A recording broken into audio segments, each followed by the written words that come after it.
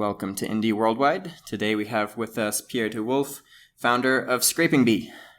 Welcome to Indie Worldwide, Pierre. Thank you. Thank you for having me. Can you start us off by just kind of giving your own backstory and how ScrapingBee got started? Yeah, sure. So actually, ScrapingBee, so it's a web scraping API, and I co-founded it with Kevin, a lifelong friend of mine. We met when we were 15 years old, so it's been a while. And we actually started just after failing bootstrapping a first SaaS that was a price monitoring tool aimed at e-commerce and a small and medium size, so people would use like Shopify, maybe dropshippers. So that was our idea, and it failed like miserably for various reasons. And after 9 months, we dropped the project, and we were using a web scraping API to fetch the product information to do the price monitoring. And we were not really pleased with the product. And we thought, okay, I think we thought we could do better, so let's try it. So we tried, and it ended up working better than PricingBot, the previous SaaS. And so this is how ScrapingBee was born in our head 18 months ago. Where did that initial idea for ScrapingBee come from? So as I told you, we were having hard time with the first SaaS, so PricingBot. We were not getting customers. We thought the product was okay, but the marketing was terrible, and we didn't understand our audience and many issues with the product. But we were using a web scraping API while building it. And we knew this product was successful. So we thought, okay, we are developers. We have a small audience towards developers. Actually, Kevin had a blog specialized in web scraping in Java. He wrote a book about it 3 years ago. So we thought, okay, maybe let's give us one last shot to build something together, and let's build a web scraping API to see if we can do better. Was there something about the tool you were using that was falling short? Why did you think, oh, there is this scraping tool we're using, but we can build a better one? Yeah. So the problem with the web scraping tool we were using was that it was quite slow, quite unreliable, and very expensive. So those were the 3 points we thought we could have an edge against it. And also regarding acquisition, they were very, so I wouldn't say lazy, but they were not occupying the space a lot. So we thought there were some room for us to grow.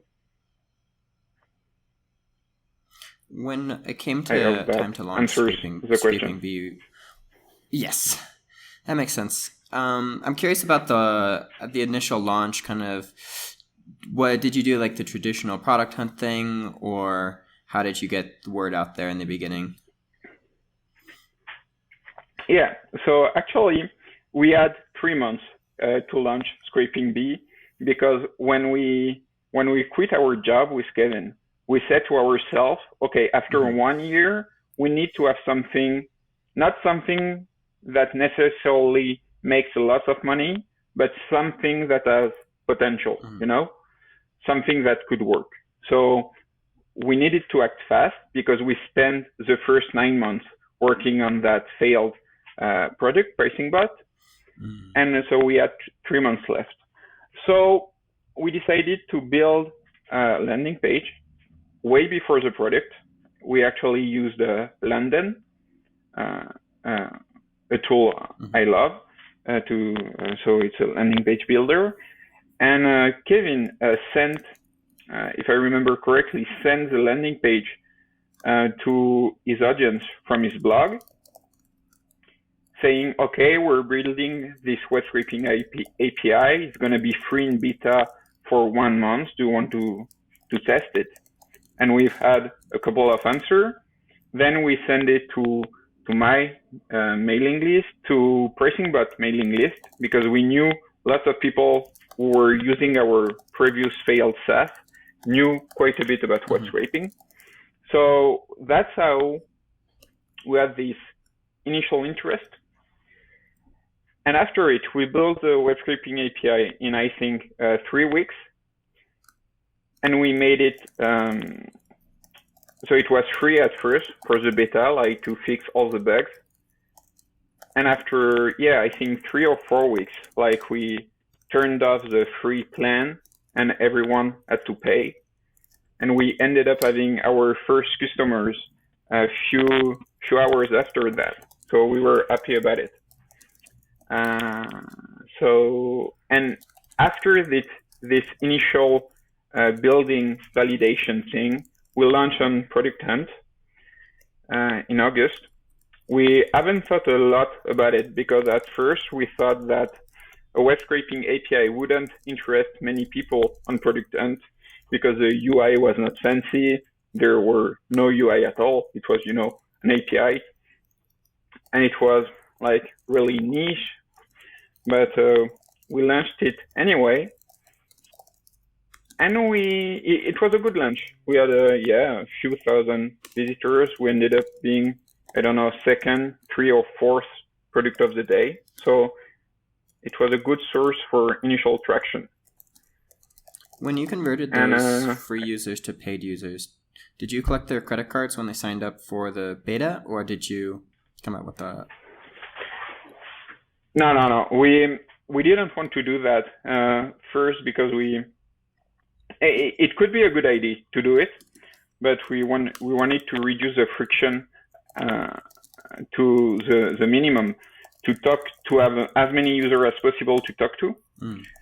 So what we did was, for the free beta, it was only for users we knew, because people coming from mailing list, forum, friends, developer friends and all. So we gave them as many credits as they needed to understand how they would use the API, the kind of performance they would need, what we would need to focus on our side. So that was kind of a free-for-all month. And after that, we gave 1,000 free API call for everyone who subscribed. And once you run out of credit, you need to pay to continue using the API. That's how it works.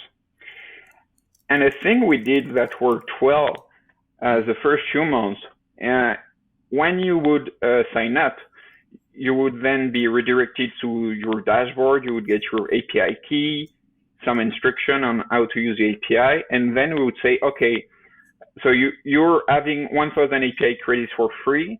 If you are willing to talk with us for 15 minutes, we'll give you 10,000 API credits for free. And it worked well, because that way many people were inclined to talk with us, and it would be people who were willing to use the API. We needed the 10K credits, and surprisingly we had very little abuse, like only 1 or 2 people only wanted to talk to get the free stuff and were not interested in giving feedback. So that were the initial. When it comes to the pricing model, why did you decide to go with credits versus like a flat monthly rate or any other possible pricing model you could have gone with?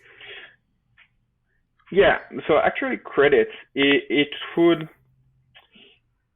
decided to go with credit to give us flexibility in terms of what other feature we would add to the API.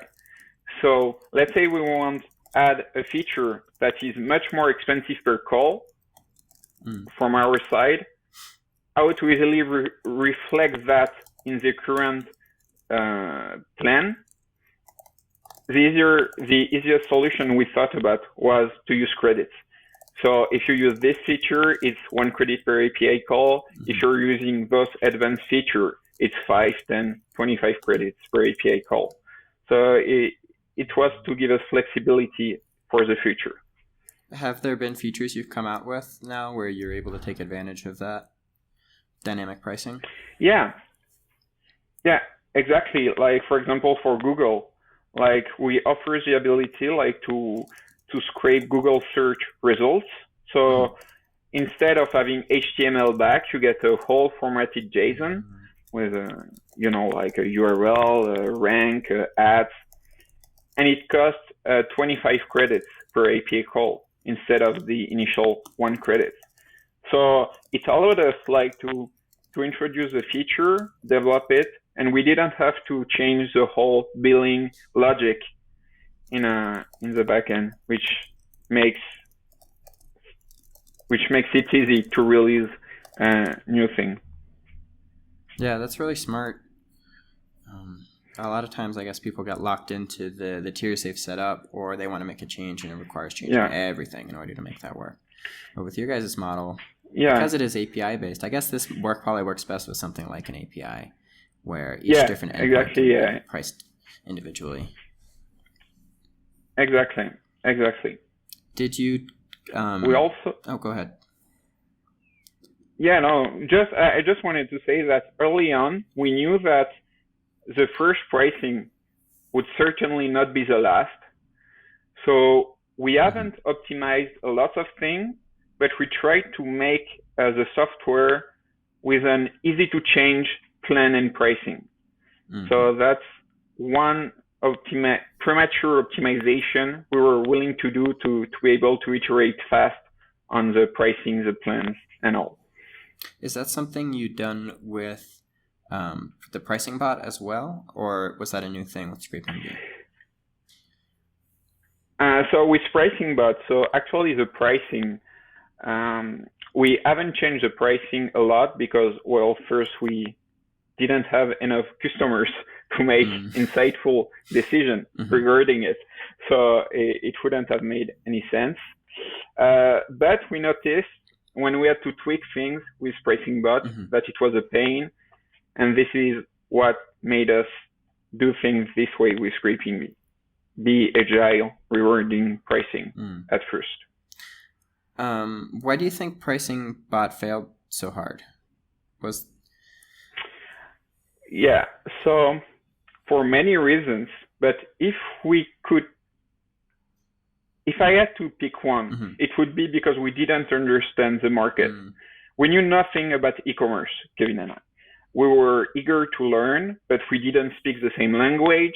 We didn't hang around in the same space, in the same website, forums. We didn't know what it was like to have an e-commerce website, what was hard, what was easy, how important price monitoring was. It meant when we had e-commerce owner on the phone, we had trouble selling value. We could explain the feature. Okay, price monitoring, this is what we do. Like if your competitor decreases prices, you'll know. If he increases prices, you'll know. Feature-wise, we were able to explain our product, but value-wise, we were not, because pricing and e-commerce is a difficult subject, very competitive, and I think this is why we fail. We didn't understand the market, our audience. Do you think you could have launched ScrapingBee in day one of your year-long challenge? Or did you need the PricingBot experience in order to figure out ScrapingBee?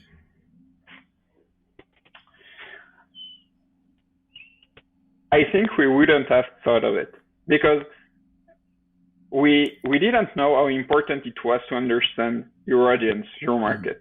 So retrospectively, I don't think we would have thought of it. And for us, PricingBot, it was a perfect idea. Like we were not certain to succeed, but we thought, okay, if we fail, it will be because we have problem building the product. that would be the risk for us, because actually before building PricingBot, we built a side project which was a price monitoring tool on Chrome, an extension, where you would add the product you want to buy and you will receive an email as soon as the price decreases. It would work on every website and all. A little bit like, I don't know if you know Camel, which is a famous Amazon price tracking website. So it would be something like that for every website. And we noticed, so it was free, and it was just a side project, nothing serious about it. But we noticed that people would add thousands of products. And when investigating, we discovered that those people were actually e-commerce owners that were monitoring the price of their competitors. And we thought, okay, well, we have a 1 million business idea right here. We just have to build it. So we were confident it would work, but we were wrong. But it's good, at least you can look back and say, hey, we got ScrapingBee out of it. It wasn't totally 9 months wasted. We learned something. Oh, yeah. Yeah, sure. I don't think we regret anything regarding PricingBot. We think we quit at the right time. We've seen so many people like hanging to the wrong type of software or idea for like 3-4 years. Yeah. So we don't regret it. I think 9 months still falls in the box of falling fast and learning and getting back up and going forward. Yeah. Yeah. On the other end of the spectrum, you also have people who have hard time the first 1 year, 2 year, and after that it just skyrocket. I think if you look at the ConvertKit revenue charts on Open Startup, you'll see that the first 2 years it was not that bright, and then it was huge. So yeah, I guess we'll never know, but yeah. Yeah. It seems, from at least from an outsider perspective looking into something like ConvertKit, it seems like they're still trying different ideas throughout. Like they're sticking with the same brand, but they're testing different business models. They're testing different products under that brand. So it's not necessarily the product that they started with that first year that eventually succeeds, even though it's still called ConvertKit. It might not be the same product at all. I think that's part of the 3-year overnight success stories. It seems like a common thread. They eventually do a hard pivot. You're totally right. And with PricingBot, we dropped it because we ran out of idea. Like we didn't know what to do next. Like we were, we were demotivated a bit. But most importantly, we didn't know what to do. Anything we do, we didn't manage to move the needle one way or another. It's like, so yeah, you're right with ConvertKit. Like they tried many things, but we ran out of things to try. So this is why we ditched it. All right. So now we're in, I guess, the end of August. Product Hunt has launched. You have initial users. How are you driving growth after that? How is ScrapingBee continuing to grow? So actually, we decided. So we haven't had we didn't have a lot of money. So paid acquisition was out of question. And because Kevin had built a successful blog on web scraping, and I had a small blog on tech that had a bit of traffic, we knew a bit on how to get content. How to make content work for tech product. So we knew what to write, what kind of content works, where to post it, and how to rank on Google. So we decided to do content from day one, and Indie Hackers was also good because, so we've been hanging around in indiehackers.com for the first year building PricingBot, and we noticed that we had a lot of visits and people not necessarily interested in using the product, but we would maybe spread the words around, and so it adds up. little by little. So at first it was content and indie hackers, and that was it. So I guess my follow-up question is, how do you make content work? How do you rank on Google? Where should people be posting? Yeah, so what I'd say for, let's say you have built your product and your blog is empty. What I do is like build, it's called the skyscraper technique in SEO. It's like the idea is that when you're in a city, you only notice the highest skyscraper. Here, the skyscraper would be your content, your post. And the idea is like you pick a topic and you're trying to write the best possible post on this topic. What works well is a topic that helps people. And what works very well is a topic that helps beginners. Because in any area you want to talk about, you have, by definition, a lot of beginners. And at least it's true in tech, in dev, like lots of people are trying to code and all. So we thought, okay, let's teach web scraping. And so we have written 2 or 3 pieces of content, and we spent a lot of time writing them, like maybe 20 hours. Like, we carefully crafted it. It was not stuffed with SEO. It was not keyword optimized. It was just content. It was not even conversion optimized. We wouldn't stuff ScrapingBee in it. The idea would be to spread the word that we're building a web scraping API, and we know a lot about web scraping. And we are able to teach you web scraping if you go on our blog.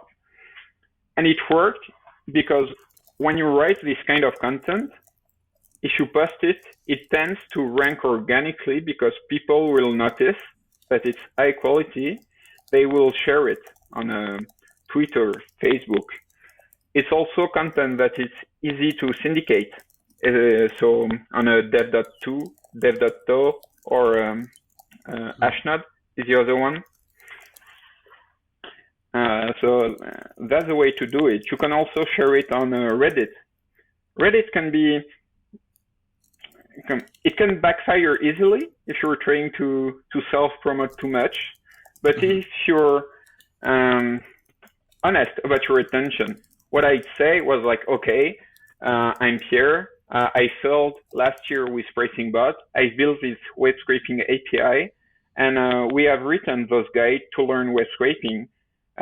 Please tell me, what would you like to learn next? Be honest. And it worked well. We had a ton of upvote on Reddit. And what's good is like, if you rank on Reddit, you'll automatically get backlinks from lots of websites that aggregate Reddit top posts.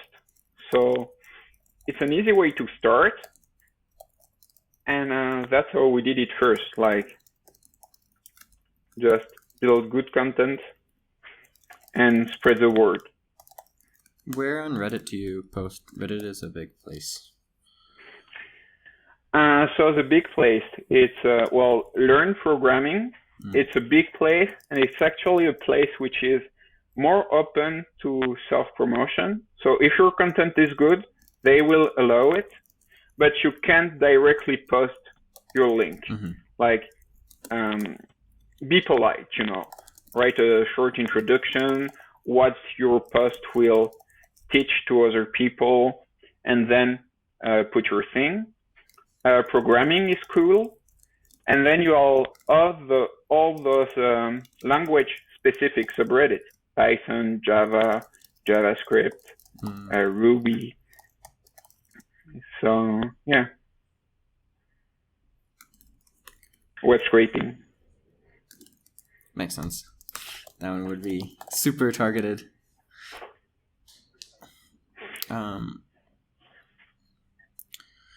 So I was checking out your website, and it looked like you eventually were able to exit PricingBot by selling it. Yeah. So what did that acquisition look like? Yeah. So the idea was like, so we ran out of money.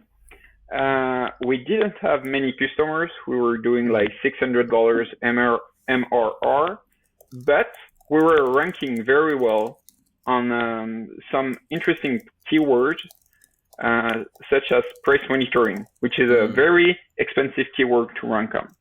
So we had qualified traffic. So we knew we had something to sell.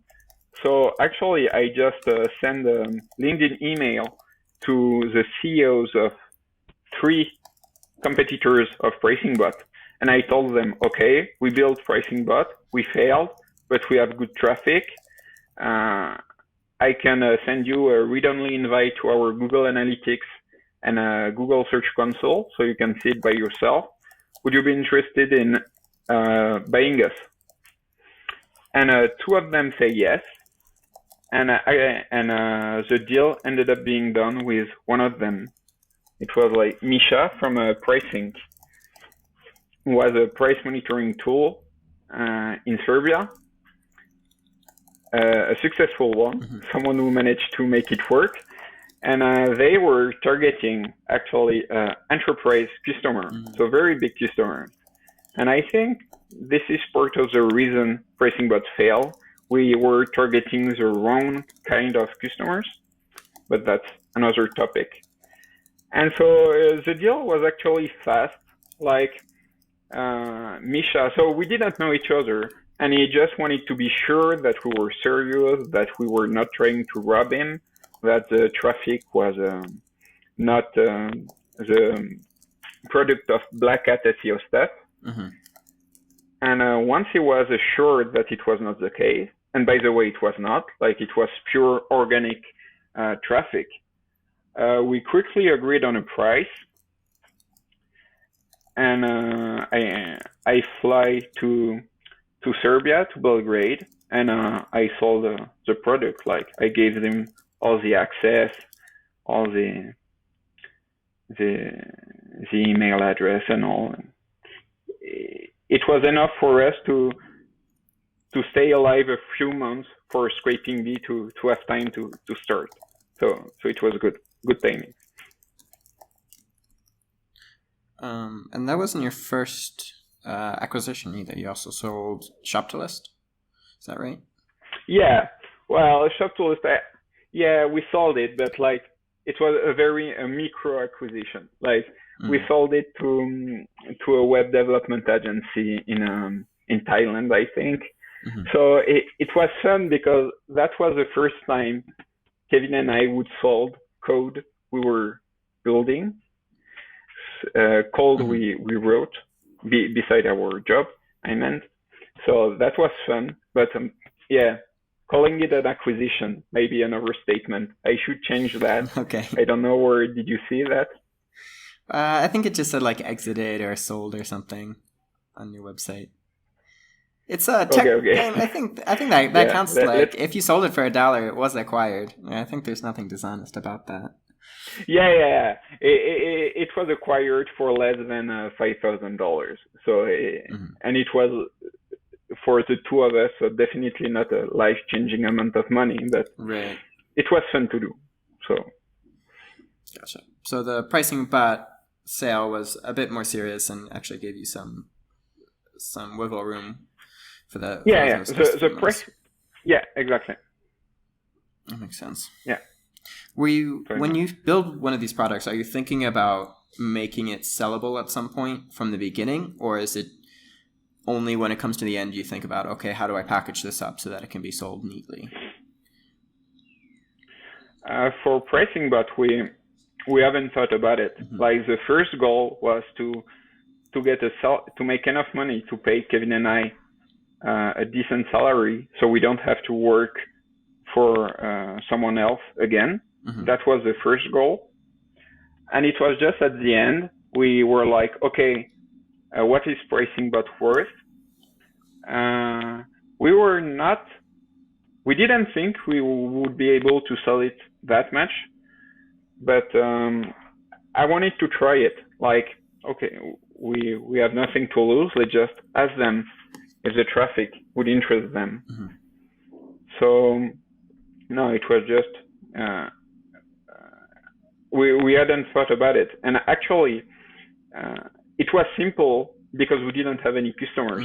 Because as soon as you have customers, then the paperwork begin to be much heavier. And how are you going to transfer the customer from the old to the new, to the acquirer? What about the source code? Are you going to maintain it? Should you explain it to the acquirer? And because they were actually buying a blog, they acquired our blog, and domain name, so it was an easy sale.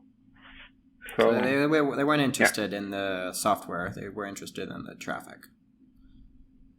Yeah. Their software was much more advanced than ours. They were doing crazy stuff that we couldn't dream doing. So no, they didn't care.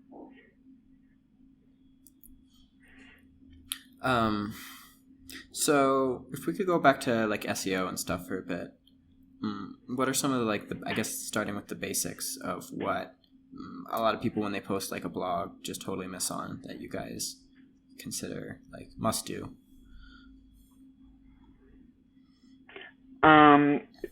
So thinking about distribution is important. Like you should spend as much time distributing your content as you spend writing it. Second thing is thinking on a way to reuse the content you create. Example, for our first big blog post, it was how to do web scraping without getting blocked.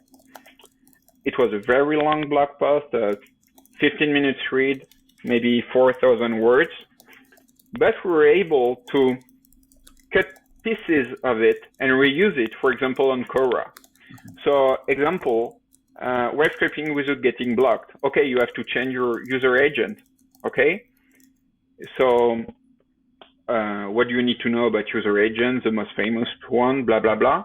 And this piece of content, you can reuse it if someone asks, okay, how to change user agent or what headers are important, that kind of things. And actually, so we did it on a basic level, but hold on, I'm sorry. Can you hear me? Yep. Yeah? Still hear you. Yeah, okay, sorry. So actually, I was saying we were doing it on a basic level, and some people take it to the next step. I'm thinking, so Arvid Kahl is doing it very well. Like, he's writing a blog post. It's becoming a podcast and also some tweets. And some people also reuse some part of the content on LinkedIn. And then, YouTube videos. And then the YouTube video, you cut it in small pieces and it ended up being a story on Instagram, for example. The whole idea is like you spend time crafting content and then you chop it by pieces and redistribute it here and there. Is very useful. And I think it's really something people should do. So for us, it was blog post, Quora, tweets, and email. That's the way we reuse content. But this is something, but you can take it to the next level. And so yeah, that's the two things: distribution and reusing content. What is the next level?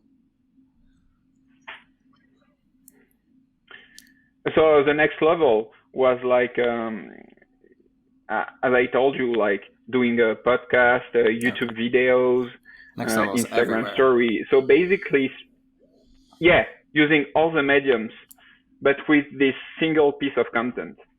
And then all those content you packet it into an ebook and you sell it for free and it becomes a lead magnet.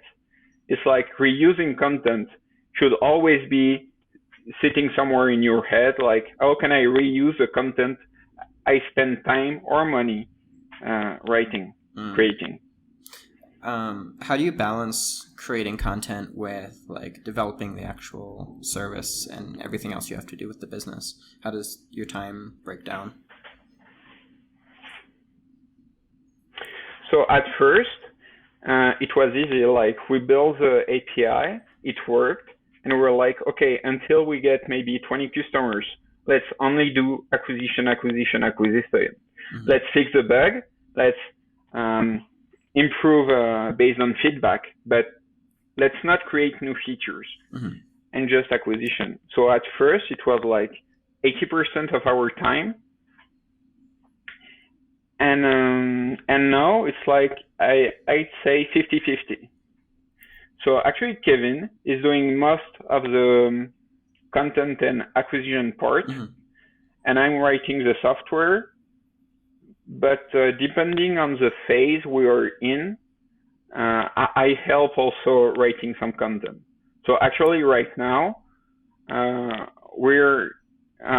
helping writing some content with Kevin. So I'd say it's like more than half of our time, we spend it on acquisition. I'd like to dig into the tech side a little bit. Maybe starting with what are like some common scraping tasks? Like, is there some tasks that are like 60% of your customers, for example, or are people using it for all kinds of different stuff? Yeah. So actually, no, there is not one task that represents 60% of our usage. Mm-hmm. And it's actually an issue because early on, we wanted to know if we could segment our users to find a niche, a very receptive niche to web scraping, and we haven't, because every usage is different. So a couple of use cases. So the biggest one is a wide use case, is like data aggregation. So people, for various reasons, mm-hmm. are like fetching data from the internet. So let's say a realtor price, e-commerce product page, social profile page, and then they process it, aggregate it on their end. Mm-hmm. And on their end, they're usually selling it to their end user. So I don't know if you're a social media agency, you could use ScrapingBee to scrape Instagram profile, for example. Second use case is marketing, actually, lead generation. Mm-hmm. A third use case is some people use it, some SEO agency use our service to track a mention of a topic here and there, to monitor ranking on Google, to monitor 404, dead links to some particular page. So it's also a use case we see quite often. And so I'd say that's the three biggest ones. Is one of those like much harder to implement on your end than the others? Not really. Instagram can be tricky, especially because mm-hmm. A few months ago, they really doubled down on reducing web scraping. But a rule of thumb is like the bigger the website, the easiest it is to web scrape. Mm. Because, for example, Google, they have so much requests. Like, I don't think they care that much about web scraping. Same goes for Amazon. And especially for e-commerce, the last thing you want is block a real user from going to your product page. That would be a net loss of your revenue. So it's not that hard to do on our end. What is hard is to do it at scale and to ensure that everything is working every time with a low latency, that you're not getting blocked. This is the hard part. So what are the things that you have to do as a web scraper in order to like stay on the good side of these websites or not get flagged right away? Yeah. So there is a couple of things. So obviously I can't tell everything, but you can tell us what goes in the blog posts. First, you have to take care. Like what's already what you've already written about for sure is fair game. Sorry? I was just saying the stuff like, for example, you've already written guides about is certainly sure. Open for discussion. Some network issue. No worries. Yeah, so basically when you web scrape, there's like two things to take care on. Is like tell the website you're scraping that you're a real browser. So there is many ways to do it. One way to do it is like to tweak your headers. Another way to do it is to use headless Chrome, So you request the website and the website thinks you're using a real browser. So that's one part of the story. The other part of the story is to hide your true identity by using proxies. And it's actually, using proxies is interesting because there are all kind of proxies out there. And you got to be sure you're using the right kind with the right website. Otherwise, you'll get blocked, or it will be slow, or it will be expensive. So that's the two main things to do when you're doing a web scraping API. And again, like if you had to do it for, 1 million requests a month, it wouldn't be that hard. The hard part comes from doing it at scale. How do you do the proxy thing? How do you figure out what are the right proxies for what service? And do you spin up your own proxy services, or are you using like other paid services? We do both. We have servers on various providers all around the world that were with proxies on those. And then we source continuously new providers. We also have some partnership with some, how to say it, like with some industry actors. Like we have some partnership to rent some of their proxies, and all of this mixed together allowed us to have a very reliable infrastructure. Yeah, the thing with scraping is it's so dynamic. It's like things break all the time. Yeah. And you have to keep the time. Updating.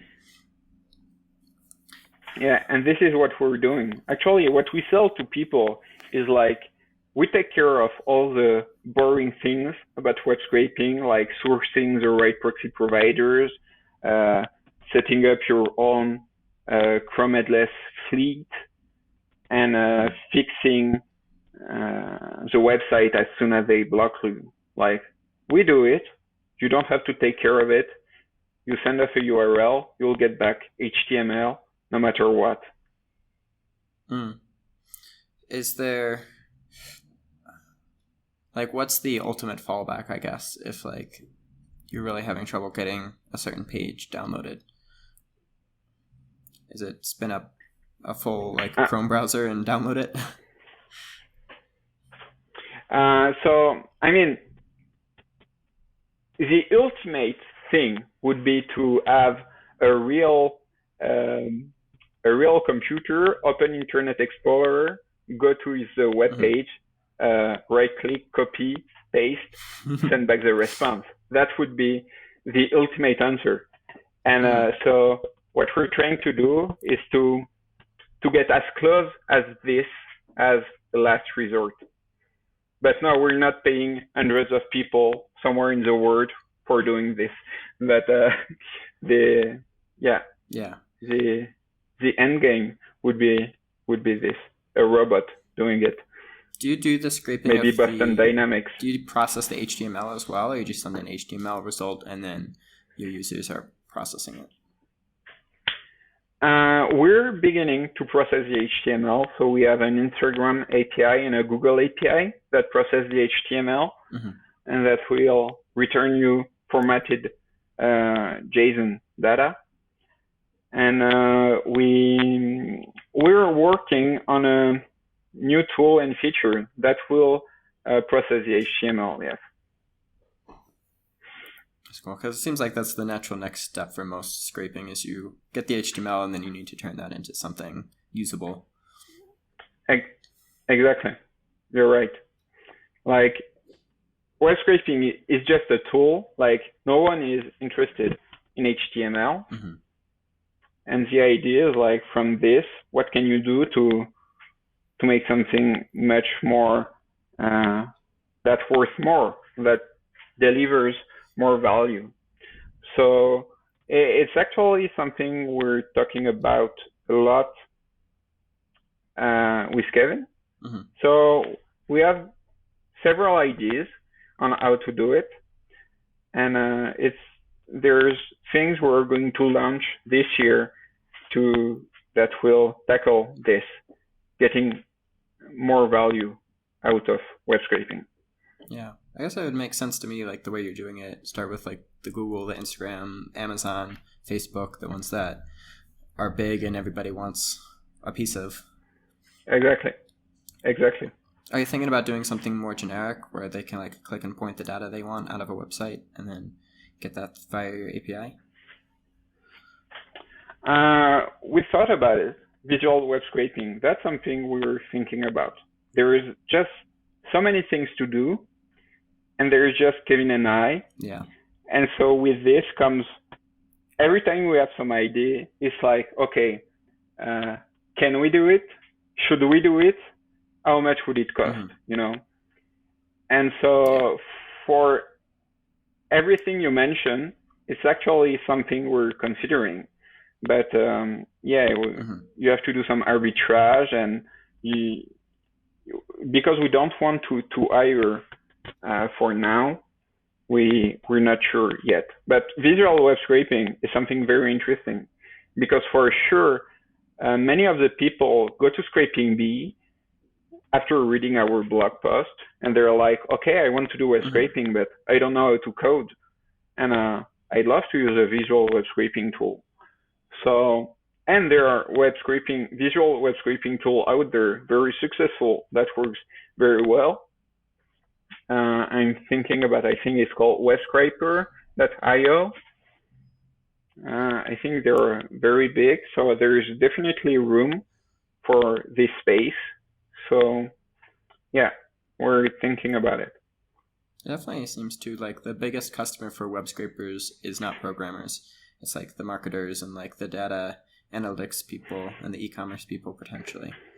There's like, it seems to me like there's a lot more of them, and they all have data scraping tasks that they're trying to do. So I think you're right in a sense that there are a lot more of them, but are they the biggest customer or the biggest user in web scraping?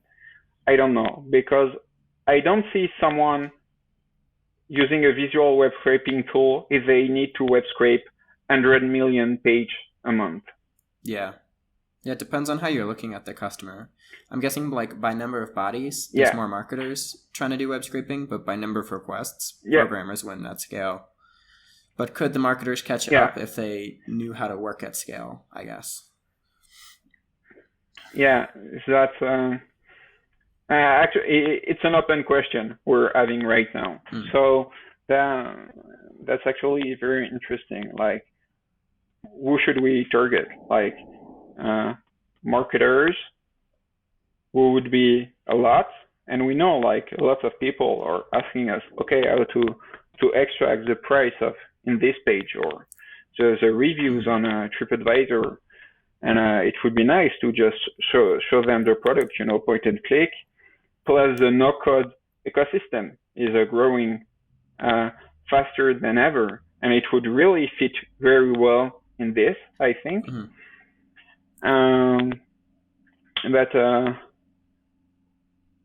the question is, are those people willing to spend $20, $100, $200, $500 per month using your product?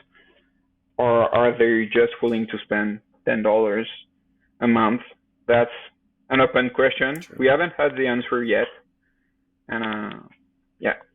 Maybe you can start with the ones there where you're already processing the HTML into JSON and then give like a visual API for like scraping specifically Google or like specifically Facebook. Yeah, that's that could be interesting.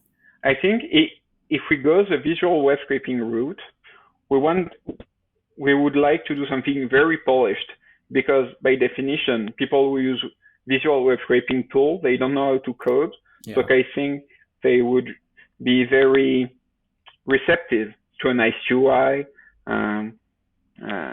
discoverable with feedback and all, like the perfect thing. And it takes time. It's hard to make a usable tool and a nice UI, and it's a skill we don't really have, Kevin and I. Mm-hmm. We would be able to make something like usable, but not wow. At least not if we don't spend time learning UI, which I think is very interesting. But at some point, you have to ask yourself, okay, should I spend time learning it and doing it myself, or should I hire an experienced UI developers? So those are all questions Kevin and I are discussing regularly about the subject. Yeah, you have the risk too of the same thing that happened with PricingBot, where you move outside of the customers that you know personally, like in a personal way, and then you extend yourself too far. Whereas if there's still a lot of room to grow in your current market, like programmers web scraping, which there certainly is, maybe it's just stay focused on that until you reach the boundaries of that market before you try to expand. No, yeah, you're right. I mean, it's a fear we have because, okay, let's talk real numbers, but let's say building the web scraping tool cost, I don't know, let's say $5,000 and take us 5 months. The question is, okay, if we had spent those 5 months doing things that we know works with the web scraping API, it would probably be better for the company. And it's hard because, like, when you're building something, you tend to be attracted to new things. Like, I want to build a visual web scraping tool. I want this product and dopamine hit. I want to talk about this product on Twitter. I want to people say, wow, I love this product. But most of the time, maybe the boring stuff are the stuff to do, like not the fun stuff. Because most of the time, fun stuff or new stuff, and you'd be better off doing known stuff that you know works. Meaning writing content, promoting it, posting it, reusing it, and updating your API documentation, which is not very sexy, but it works. Yeah, I think the future I see for ScrapingBee is like when you have a really solid brand, I feel like, in the world of scraping. And it seems like it's still very early days in terms of like customers and revenue. Maybe ScrapingBee grows huge, and then you just start to acquire the other pieces that you need to build like the holistic scraping service that does everything. Just buy the other players. Buy webscraper.io or SimpleScraper, whoever. Well, I wish one day I'd be able to buy webscraper.io, but that's a possibility. That's a possibility. What's the future you want out of ScrapingBee? Like, what's the immediate next steps, and what's like 5 years from now? So the immediate next step is to reach 200K ARR.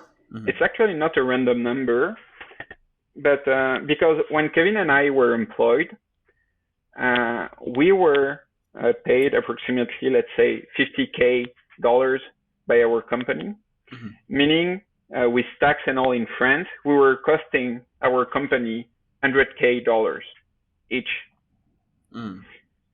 So it meant that Kevin and I, when we were employed, we were creating at least $200K value for our company, assuming they didn't lose money on us.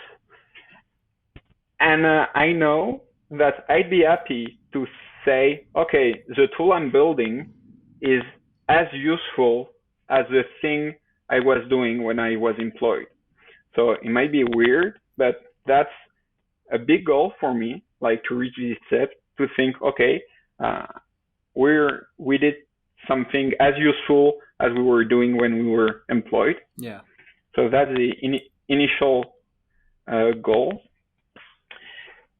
And after it, with Kevin, we want to stay as lean as possible, I think, to see how far we can go, just the two of us, and just play it by ears, like see what opportunity we have in terms of product. Maybe we will meet an awesome UI designer that we will want to work with us on a visual web scraping tool. Maybe a customer will have a requirement that will give us idea for something else. And we have also things we want to test. So out of those tests and experiments, we'll decide what to build next. Is there a point at which you thought about, like, hey, if this happens, if we get this amount of overwhelmed, we'll start thinking about hiring people? Or is it just a bridge you'll cross one day? That's a good question, actually. We talked extensively with Kevin 2 days ago. I think what we don't want to do is hiring people in advance. Like we would hire people we know we need, and not hire people we will need at some point in time. Yeah. And something we both want is to stay a small team for now. So our first hiring will probably be a support person, probably part-time at first, but that's how it looks like. We're spending more and more time on support, and at first we were learning a ton doing it, but at some point you ended up doing the same thing over and over again. It takes time. You lose focus because we're not comfortable letting people hanging there in the chat, not answering. So yeah, the first step will probably be a support person. And after that, it's open. So with Kevin, the way we work is like, okay, what do we want to do the next 3 months?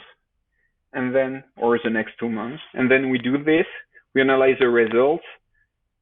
Okay, what to do next? Like, we don't have a 1 year view of what we want to do. We have a clear view of what we will do from now to January. And after that, we'll see how it goes. What's your dream, I guess? Where would you like, looking back 5 years from now, like, what have you accomplished? I guess you're at 200,000. What's level 2? If that's level 1, what's after that?